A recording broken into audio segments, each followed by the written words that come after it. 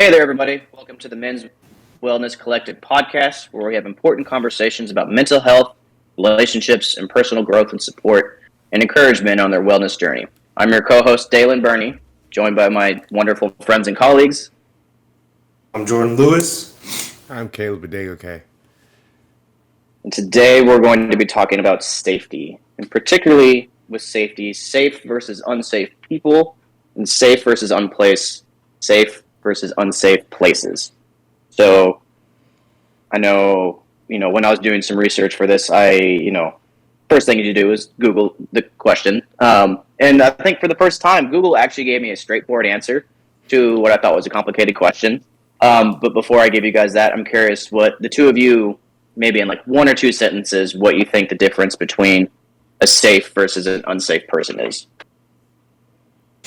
Yeah, I can go first. I've actually thought a lot about this in the last several years. I think that my definition or my gauge is a safe space or a safe person is somewhere or someone I feel like I can be myself in without the pressures of feeling like, you know, they want me to be different or they need me to be different. They can accept me for who I am. But an unsafe place or an unsafe person is someone that I feel that tension of, this doesn't feel like they are accepting me for who I am. I feel the pressure to be a chameleon in this situation and kind of be something that's different or not really natural to me. So that's the barometer that I use. Yeah, I think something similar is how I define safe and unsafe spaces and safe and unsafe people is how free do I feel to be myself, right? Also, do I have to be perfect in this situation? Like that, I think has been one of the biggest unravelings that I've had to wrestle with is like the idea of how perfect do I have to be in this situation in order to fit in? I've in my therapy sessions I've talked about ideal Caleb, this idea of this version of myself that is perfect to a T, and somehow, no matter what situation he's in, manages to appeal to everyone that he's around. And the more I have to be ideal Caleb, the less safe I feel. And so the more I could just be Caleb, or my close friends call me Mookie, or Mook for short. The more I could be Mook, the easier it is for me to be myself, the more safe I feel. Some classmates actually thought they didn't want to call me Mookie because they thought it was like, oh no, you have to earn that. And I said, no. I just have to feel safe around you for you to call me that. And I gave everyone permission to call me Mookie. So it would be people who are like, oh no, I can't call you that. It's too personal. I'll call you Caleb. And I'm like, I wonder why you feel like it's too personal. But yeah, the less perfect I have to be in order to fit into this situation, the more safe I feel. Because that means I can make mistakes. That means I can mess up. And that means I can repair. And I'm still welcomed. I'm still accepted. I'm still okay in that situation. Yeah, I think those are both really good, and I definitely agree with the idea of being myself, and I can express myself, and I don't have to be guarded. And I think Jordan, you kind of hinted it's like if there's a feeling of I have to protect myself, that's an unsafe person. But I think those are both really great answers. I will tell you what the internet told me, and I definitely agree with it. Kind of took a different approach. It said safe people admit their deceitful side and work at being more honest. Unsafe people don't grow and don't admit their shortcomings, which I thought was a pretty clear-cut answer. Yeah, that kind of sums it up. I think along with the two of you of there's just something about some people that kind of give that the higher expectation, or they demand something of you. Yeah. And you know what? That's a really good point. I don't think there's anything wrong with demanding more out of people. I don't think there's anything with expecting people to be the best version of themselves. I don't think there's even anything wrong with necessarily holding people to a higher standard. The key word there, and I love that Google said there, is admitting their deceitfulness. I had a boss, a particular boss. I'm not going to say any names, but you two are laughing, so you already know who this person is. The environment in which they created made me hate going to work. And it wasn't that they were demanding that I be the best version of myself, because I've had tough bosses that made me be the best version of myself that were still safe. But this person was the most narcissistic, manipulative, just downright. There's no word. You know how the girls always say it's the ick? Yeah, it's the if there's a man version of the ick, it's just the Like, he would come around and I would just be like, man, why are you here, bro? But it was the deceitfulness, it was the manipulation, it was the unsafe environment that they forced everyone underneath them to work that made that situation feel so bad. So I'm so glad that Google says, yeah, like an unsafe person will never admit that they're being deceitful or their shortcomings or their wrongdoings. Yeah. I think to build off of that, it's so important, I think, as men too. You mentioned, Daylen, like demanding something of you, which I'm on the fence about. Like, yes, I think we should expect the most out of people, expect their best version, but I think that what makes it safe versus unsafe is the expectation put out there in a collaborative process. Meaning, if I have like this unspoken, unrealistic, unfair expectation that I'm putting on Daylen, and I'm not telling him what that expectation is, but I'm doing little things that make him squirm or feel like who you're being right now and who you are right now is not good enough for me because I'm operating off this other version of you that I'm also not telling you. That's not cool. That's not safe. But if it's hey, Daylen, this is in our friendship kind of what I need. This is how I like to operate in a friendship. You know, what can you commit to? Does that feel in line with you? Does that feel like this is something that's fair? If it's that, and both parties have kind of expressed their side and committed, it's almost like a contract. We are signing on the dotted line that these are the parameters that our friendship is going to operate under. Then that is cool, right? Because that may be high expectations. That may be a high standard. But when you've signed up for that standard and are willing to do what it takes to meet it, that to me is what creates the difference. And I think a lot of times, as a man, I know I've felt it, I'm sure you guys have too. It seems to me that at times we have, or others have an unwritten script or unwritten list of things that they want us to be, right? That feel forced onto us, right? And so it creates that sense of like not feeling safe in those spaces because no one's coming out and saying like, well, I think a man should be this. And if they are saying that, then it's things that we hear and go like, I don't know if that really works for me. We don't get that say in those unsafe spaces. We don't get to say, really? Why as a man do I have to do this? Do I have to do X, Y, Z?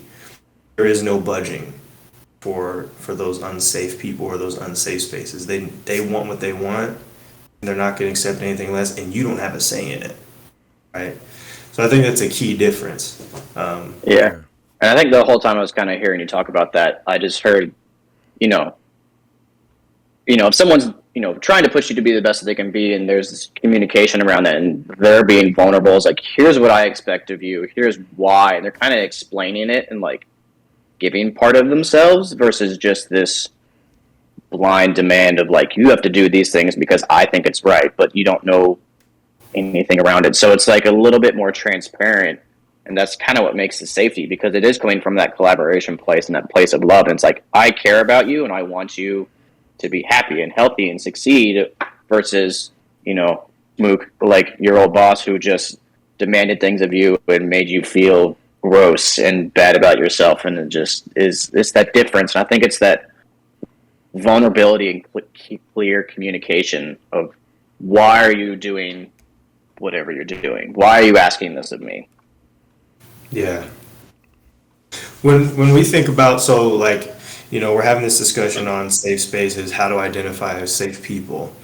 Kind of that stemmed from last week's conversation around the challenges that Michael Beasley had with creating a sense of community and identifying those safe spaces. Why do you guys think, just a quick tangent that popped into my head, like, why do you guys think, because I think a lot of men feel lonely.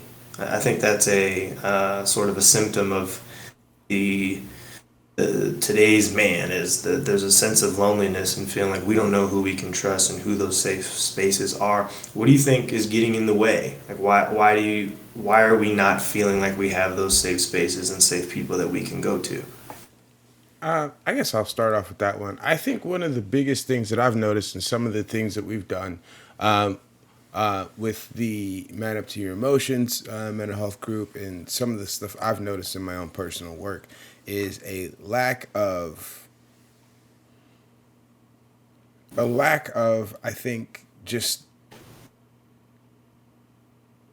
acceptance is the word that I feel like that kind of idea that men can create and have those relationships in those safe spaces wasn't something that was really accepted in their life or something that was taught in their life, right? So if you've never been taught as a young man that that's something that's acceptable, that's something that you can actually do, then how do you know, right? You know what you know. And then the other thing that I think is a potential barrier in some places, I don't know, in all places, is what is socially and culturally acceptable for a man to be doing, right? I think there's in direct contrast to Michael Beasley being very open, vulnerable, and saying he never had those spaces, is content out there by people that I will not name that says men shouldn't do this. Men should be loners. You're supposed to be hunters and killers and this and that. And when that is also in the zeitgeist, it can get very confusing as to what defines a man. What defines who men are and what men do and how men are supposed to be. Yeah. So then it creates, if I'm hearing you right, like that second part, it creates a feeling for a lot of men that I don't know what's expected of me. I kind of know who I am internally, going back to acceptance. Like, there's so much noise on what a man should be and so much polarization on what that looks like. The average guy who's probably somewhere in the middle, right? Yeah. It's like a little vulnerable, but also a little of the red pill stuff is like, okay, I don't know what to be then. Exactly. So then I don't feel safe anywhere. Yeah. So then I just stay to myself. Yeah, that makes sense. Stay to yourself. and the red pill stuff is, I think why a lot of people are drawn to the red pill stuff is because the way it's presented, it's a very attractive package. But then once you start to dig into some of this, like into the things that they're saying on a real level, it's all just pseudo intellectualism and defense mechanisms. It's quite literally all the stuff we fight in therapy, right? Like, you got to fight through your defense mechanisms to access your actual true emotion. While I think a lot of the red pill stuff is like, no, bury your emotions, like put on a mask, go to war. Okay. Make your defense your identity now. Yeah, exactly. And I think there's a lot of stuff around strength and being a warrior and blah, blah, blah. Here's the thing.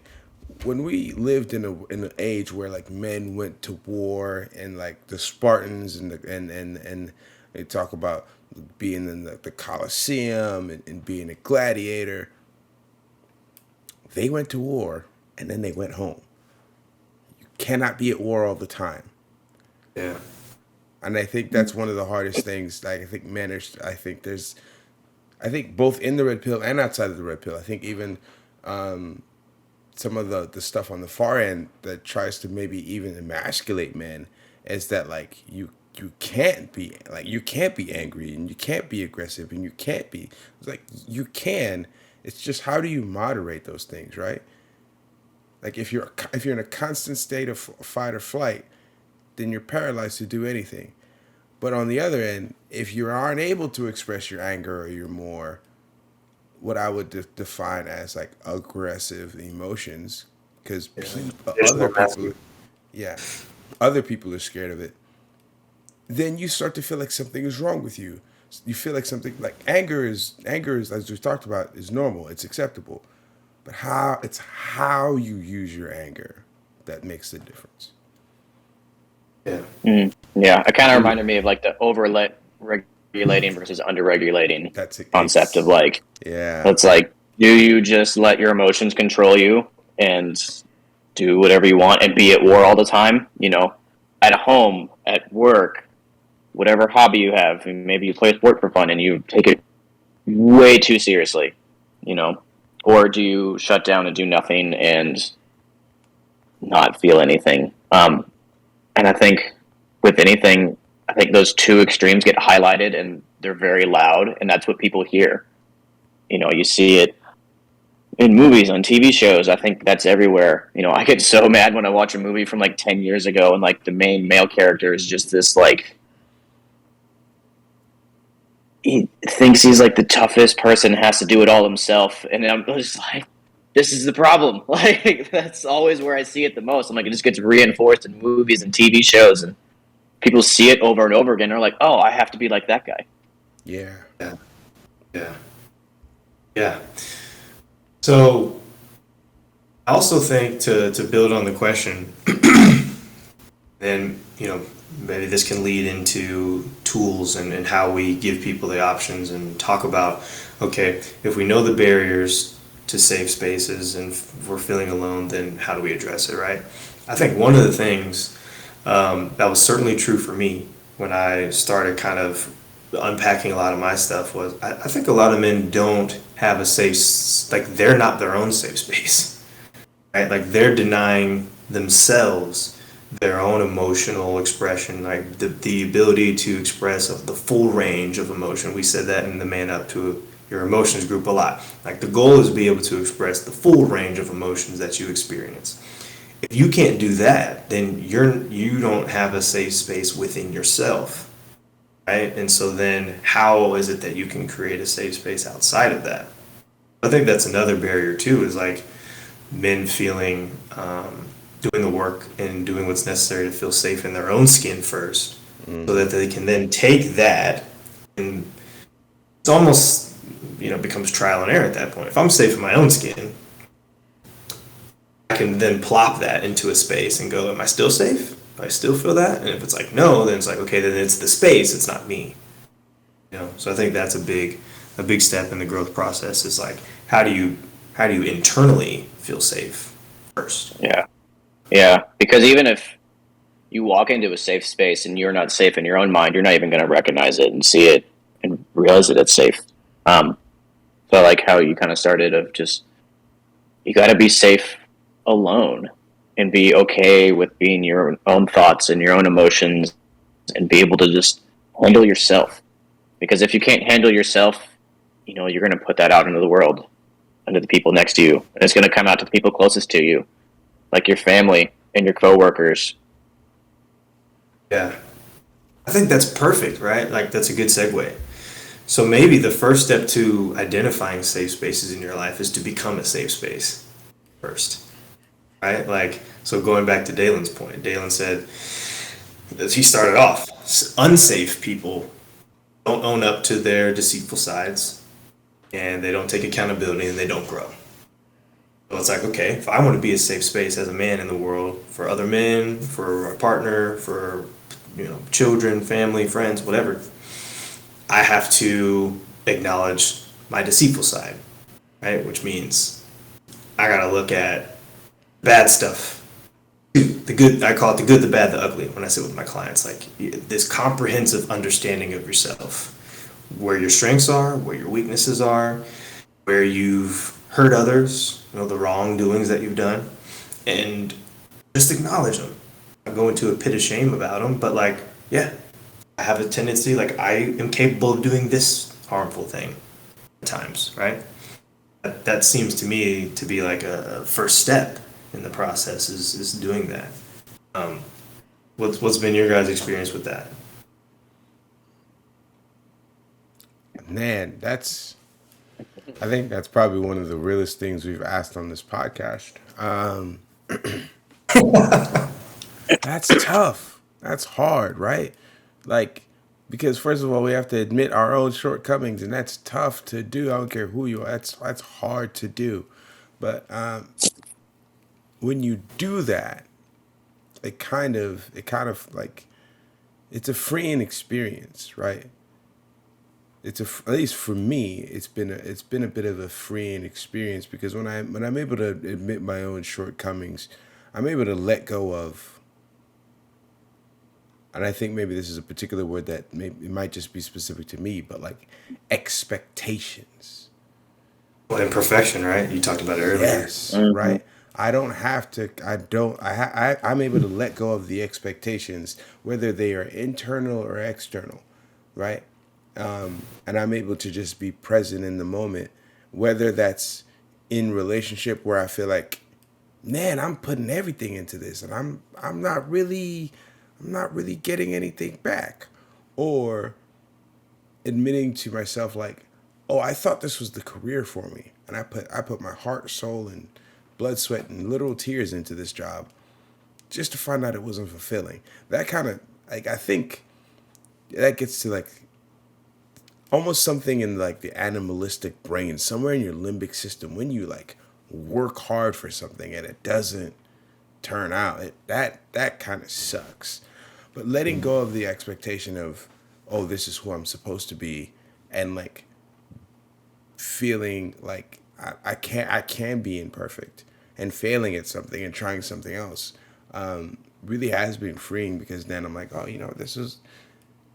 maybe this didn't work out, but then the next thing may be working out better. And then I'm able to take the experience and roll it into the next experience, work, relationship, friendship, business, partnership, and be like, hey, you know what? Actually, before we even get into this thing, here's some of my stuff. Right from the beginning. And I think in male relationships, in platonic male relationships, that actually can be harder. It's just like, oh, you know what? You're a cool dude. We play basketball, we play video games together. Like, being the friend, hey, I'm going to watch the game. Do you want to pull up with me? That can be hard to do.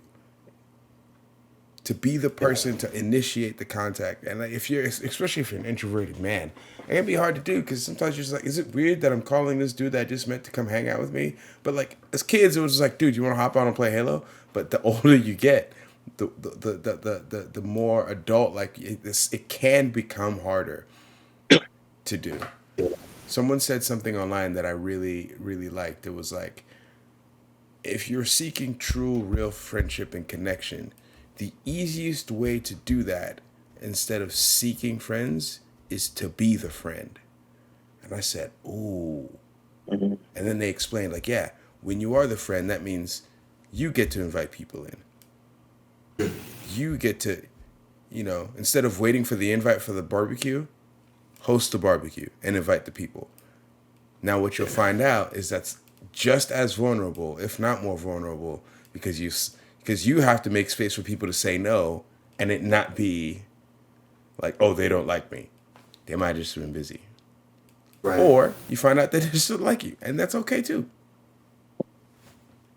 That's good. Yeah, all the time was like creating the safe space too. Like those two go hand in hand internally, but then be the friend, be the safe space. It's right in the same vein. Yeah.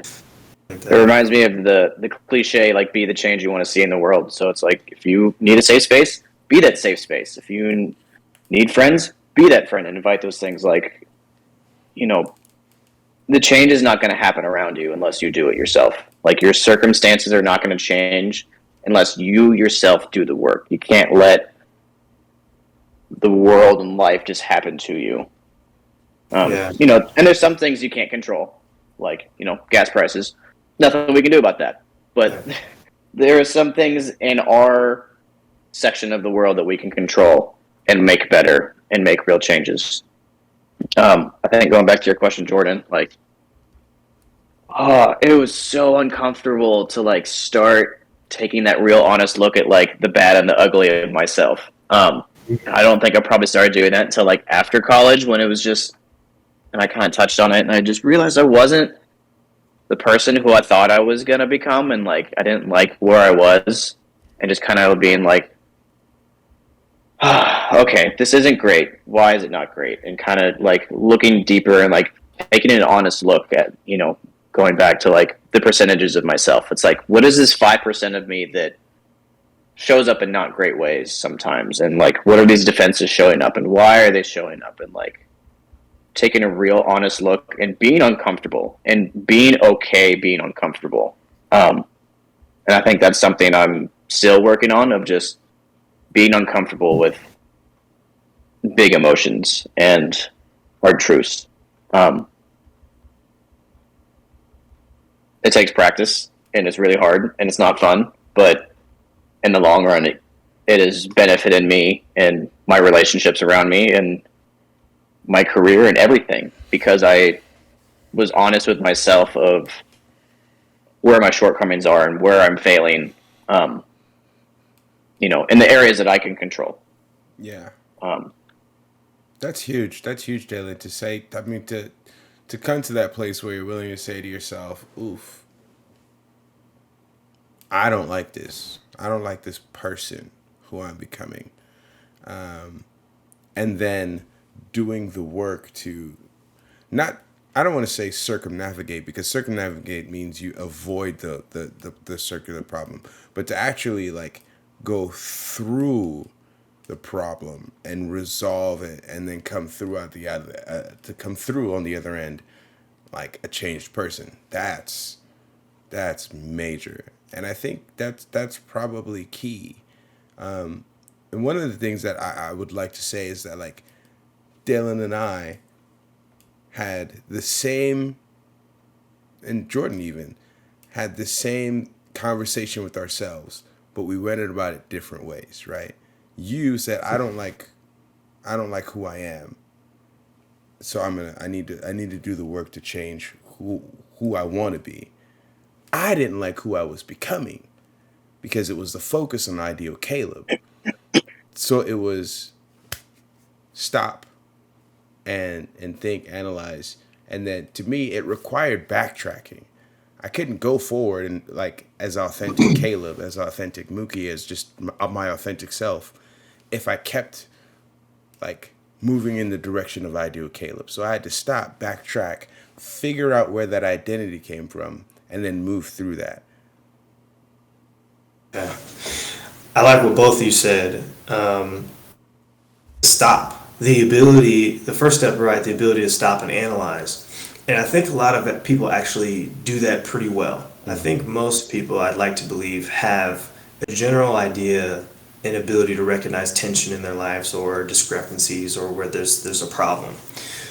Maybe we could spend a little bit of time, and I think this can get into some tool stuff with like, okay, a lot of people say it to me, and clients and just in personal life.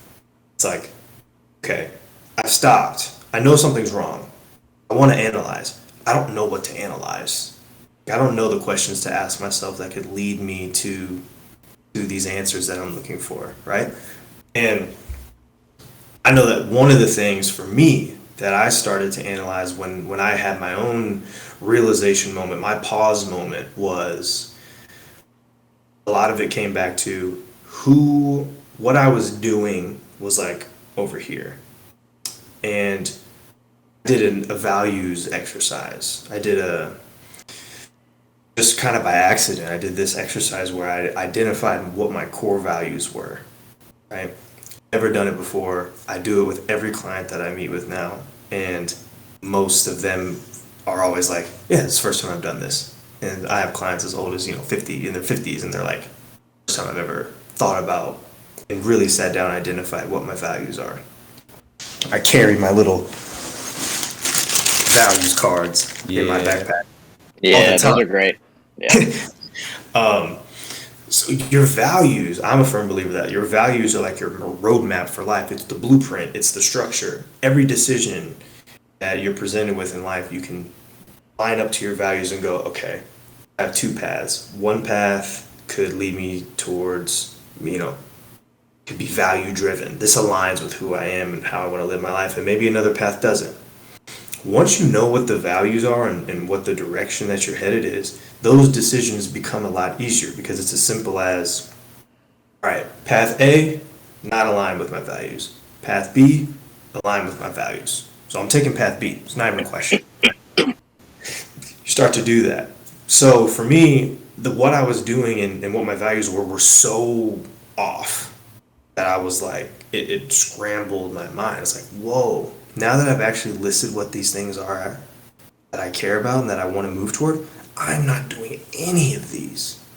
So it became this radical sort of shift of like, how can I bridge the gap to where who I am on the outside, what my actions depict, and the direction I'm headed in life is like this with my values in every step of the way as much as I can. So that was a real helpful tool that allowed me to easily admit my wrongs more easily. Actually, sometimes I'm like looking for the wrong to admit, like weirdly enough. Like admitting fault and taking accountability has actually become a strength of mine at this point. It's weird because my guidepost from a values perspective has become what we said earlier, being the safe space. I say it all the time. You guys have probably heard me say it. I want to be a living, breathing, walking safe space for anybody.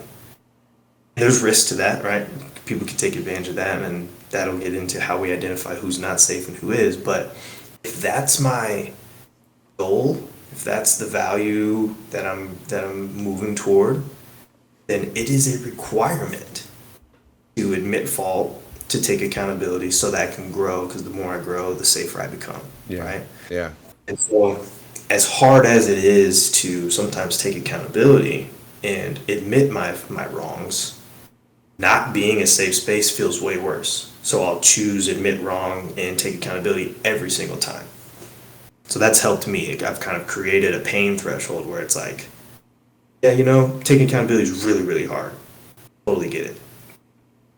Harming people, harder, unacceptable, like to me, Yeah. So it's like I'll do that hard thing every time because it's way better. It's a better alternative. Yeah. If that makes sense. Yeah. The value card sort is a very, very, very good exercise. I think it even forces people to realize some things that they didn't know they had as values, and when you put it to paper and you see it listed out, you're like, oh, it makes sense why I do things this way. Yeah. And I'd say more importantly, it also, when you sort them, there's that not important pile. Yeah. That's the most important pile because you start to see like, oh my God, I've invested so much in this stuff that now as I'm reflecting on it, I don't care about. So like, I'm going to start deprioritizing these things and investing more energy into the things I do care about. And when that becomes the practice, life becomes better. That's probably a different podcast. We probably do a whole discussion on just values and living a values-driven life. But Yeah. I do think it ties into, becoming a safe space, and values can be important in how you identify what a safe space is. If you're someone who values, contribution and impact, you may not want to be in spaces or around people who value fame and power, things like, so you can kind of use your values if you've done the exercise as a way to gauge as well, like, is this a safe space? Is this a safe person? If I value accountability, and this person isn't living in accordance with that, if they won't take accountability, then I'm going to feel pretty unsafe around them. Yeah, I think that makes a lot of sense. And yeah, the value sort cards are amazing. You can Google them and print them for free. So if anyone ever wants to do it, it's really easy to do on your own. I think the biggest thing for me, I was kind of sitting here reflecting and thinking of like exercises I'd done. But I think at the core of what I had to change my thinking on was respecting and loving myself. I think it was really easy for me to care about other people and other things, but it was like until I started turning that love and respect inwards on myself, like nothing else was going to change. Because if I'm not going to care about me, who is? Yeah, I think for me, there's all these exercises and things I did. But at the end of the day, I had to change my thinking of loving myself and respecting myself, because at the end of the day, if I can't care for me, who else can? I think I had kind of realized that I had put I was doing so much for other people and cared about other people, but I wasn't caring about me and my needs and what was going to make the safe space inside of me.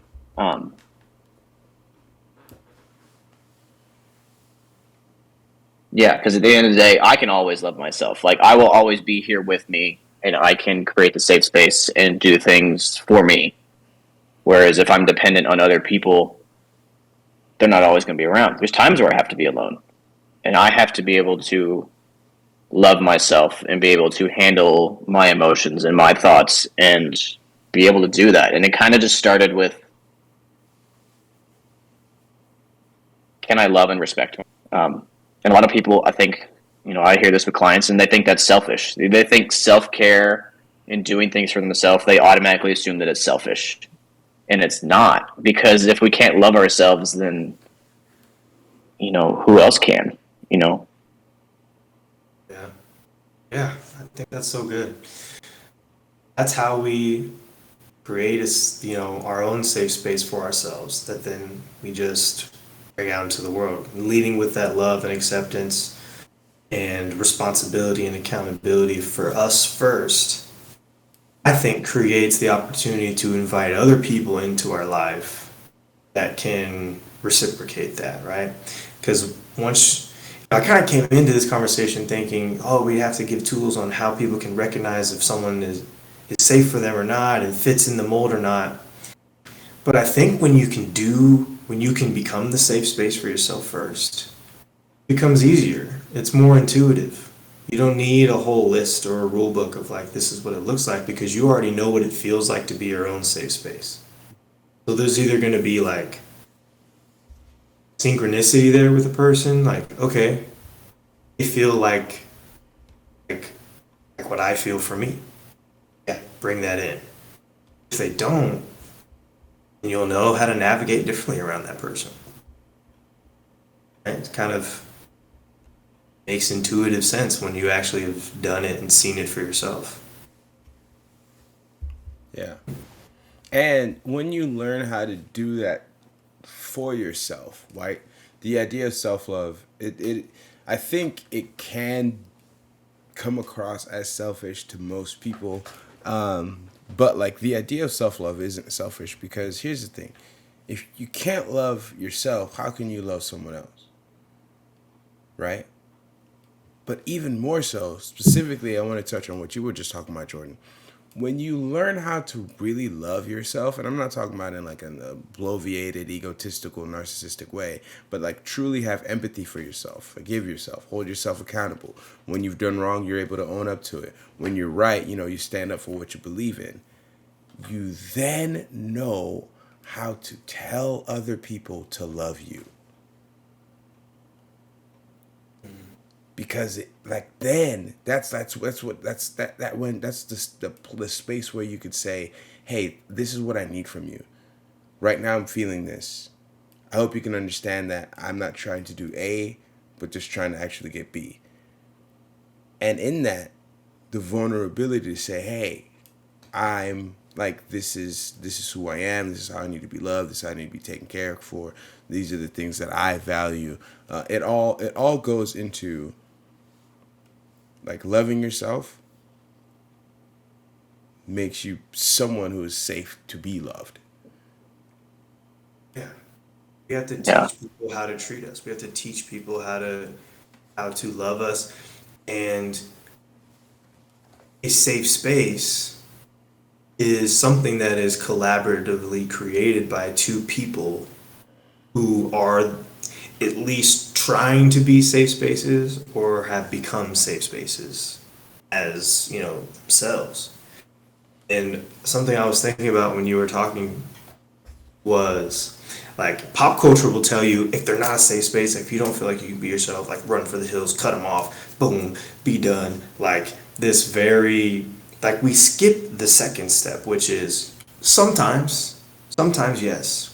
If you're in an abusive situation, if you're around someone who's clearly just taking advantage of you and milking you for all your generosity and whatever the case might be, then yes, very firm boundaries, very hard parameters. But more times than not, it's not as simple as that. It's not as simple as just this person is an abuser.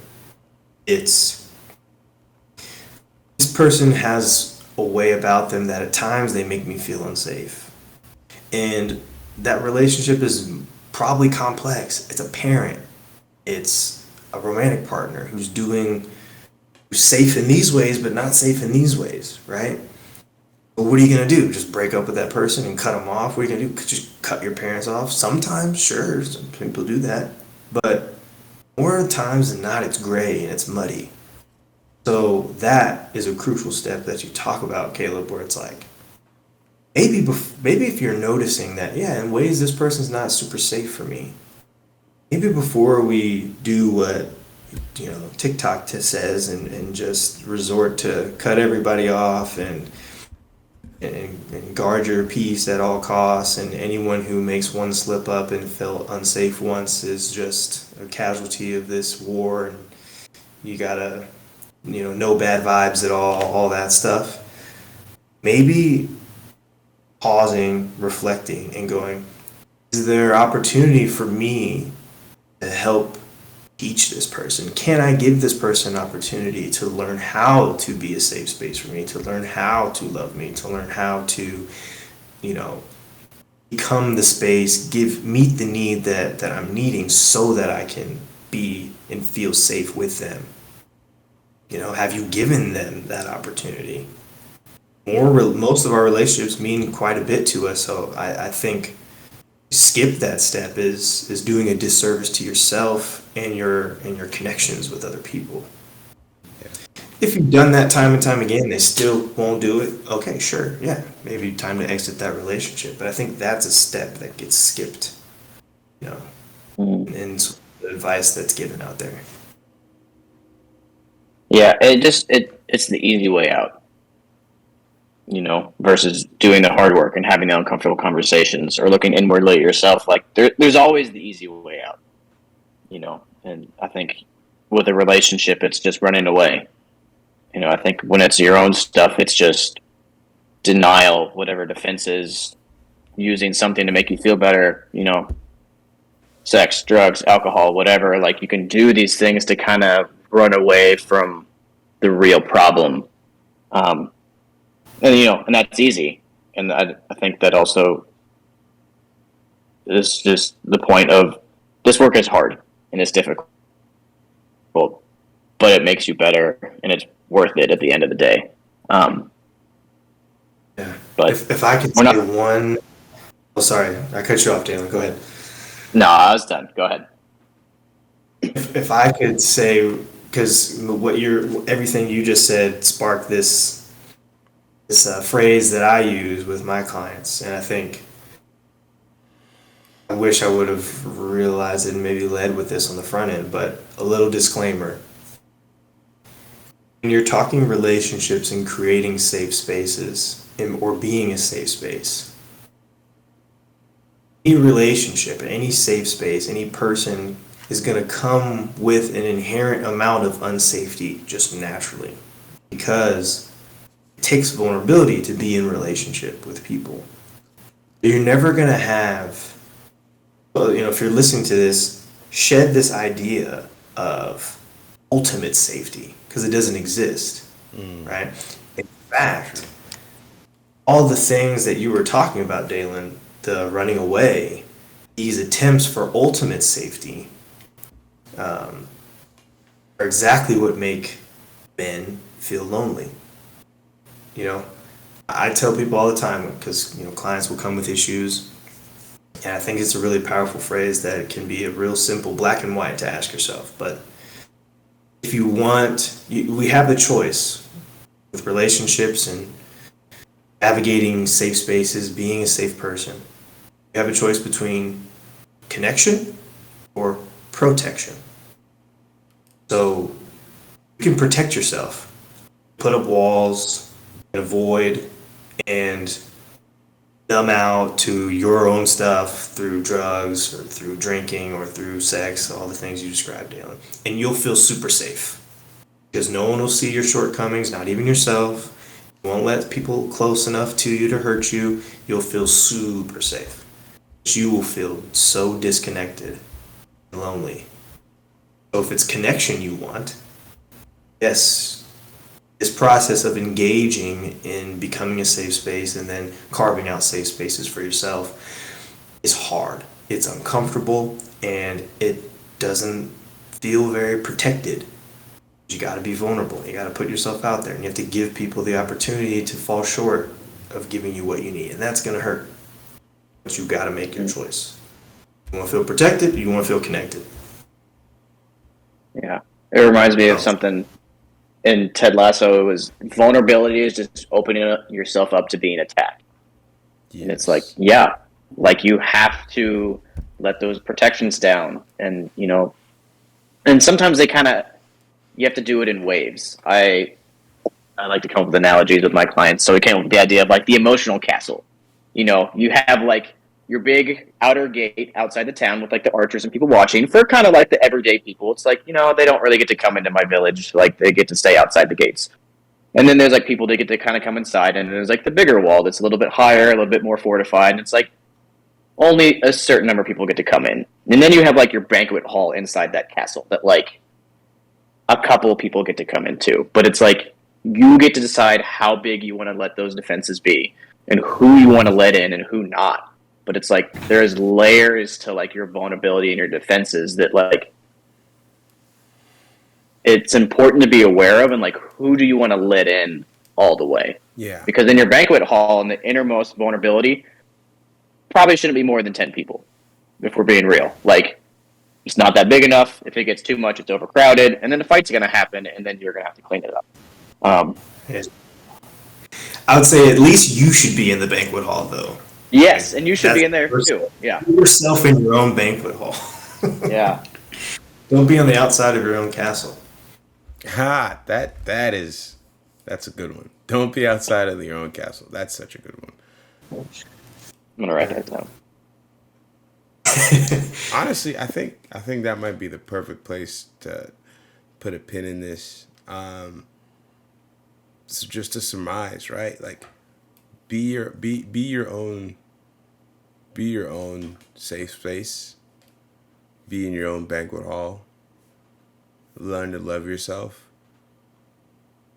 And as you do those things, you begin to facilitate and create how you want to be loved. And then you give other people an opportunity to live up to that or not. Man. Well said. Well said. All right, that's it.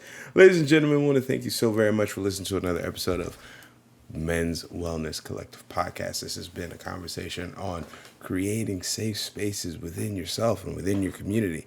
We are greatly appreciative of everyone who listens to this podcast. If you would do us a favor, please like, comment, share.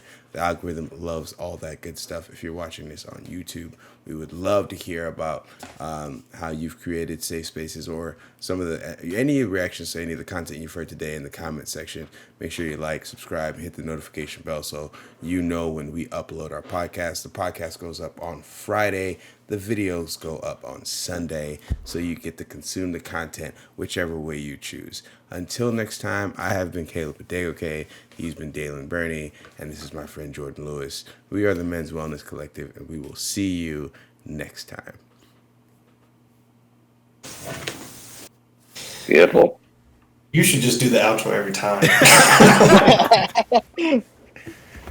That was probably. You just do the outro. Yeah. That was probably the best outro I've managed to pull off. So we'll take it. Yeah, that was pretty solid. Yeah. I think another goodie. Man, Yeah. I love that.